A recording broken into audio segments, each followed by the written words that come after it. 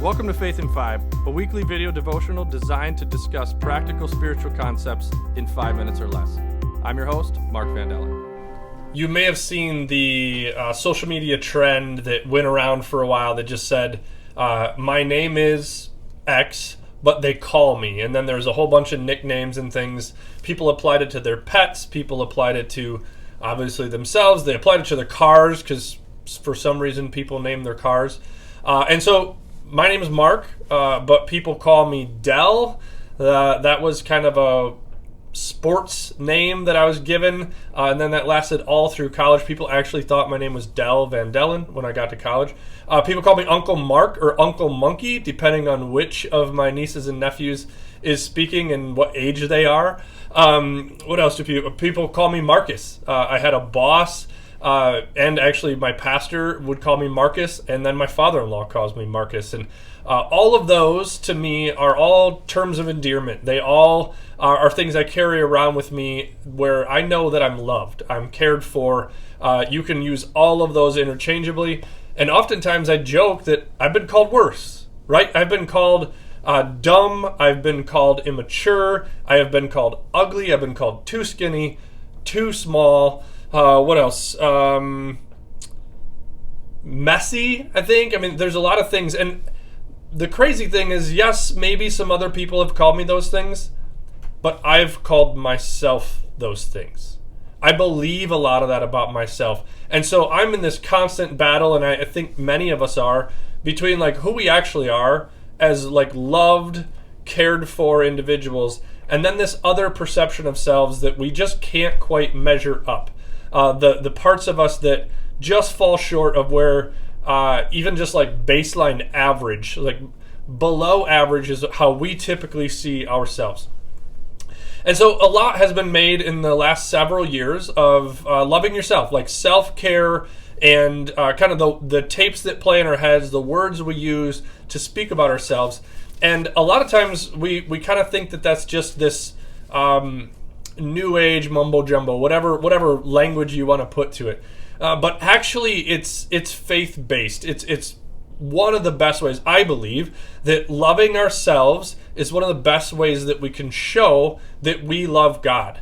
Because when we see ourselves as dumb, ugly, immature, too fat, too small, too slow, whatever it is, then we're actually not seeing ourselves through the lens that God sees us. And so we're limiting what we believe God has created. And so that's what I want to talk about. We're actually, usually February is kind of known as the month of love because Valentine's Day happens to fall in that month. It's February 14. For any of you who lose track of that date, it is on a Monday this year. So anybody that's like, oh no, that's coming up. It is coming up, okay? But we're going to take a series on love in a number of different ways, not just the normal, basic, romantic love. And the first week here, we're going to talk about self-love. I love me. When we look in the mirror, do we see ourselves the way God sees ourselves? And really, I'm basing this on a devotional that I spent all of last year reading. It was a 365-day devotional written by Bob Goff, who is so good at talking about loving ourselves and loving others. And so that's kind of going to be the angle that we take throughout this series. And he references a verse in John. It's John 15:15. And it says, I no longer call you slaves because a master doesn't confide in his slaves. Now you are my friends, since I have told you everything the Father told me. So Jesus in this passage essentially saying, you're not a slave to that junk that's in your head. You aren't dumb and ugly and immature. Those are not terms that you will be known by. They are not the way that God sees you. In fact, God sees you as a friend.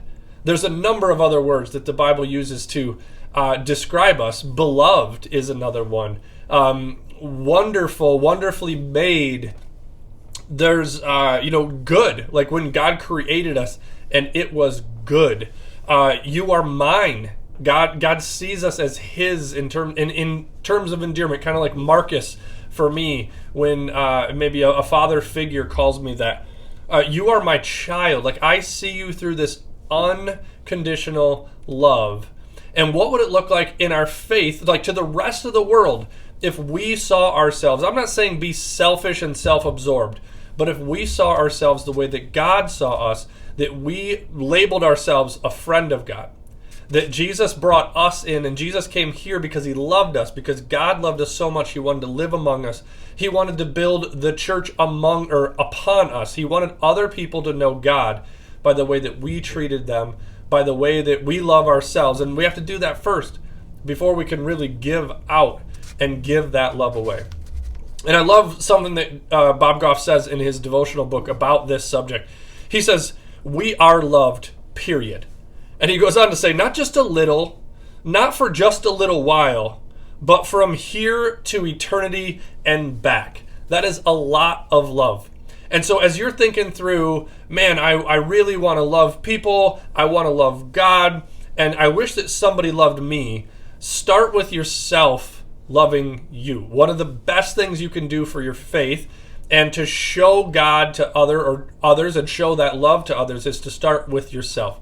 So this week, really focus in your faith on what are the things, like if you're reading through the Bible, if you're studying what God says about you or what Jesus did for us, search for your value and maybe even make note of all the terms of endearment that God calls you, that the people around you who love you call you, and lean into that rather than be a master be a slave to those illegitimate things in your head that we sometimes trick ourselves with. This week in your faith, work on loving yourself first. Thanks for watching Faith in 5. If you like what you see, please like and share. If you're interested in making a donation to our ministry, please click the link below.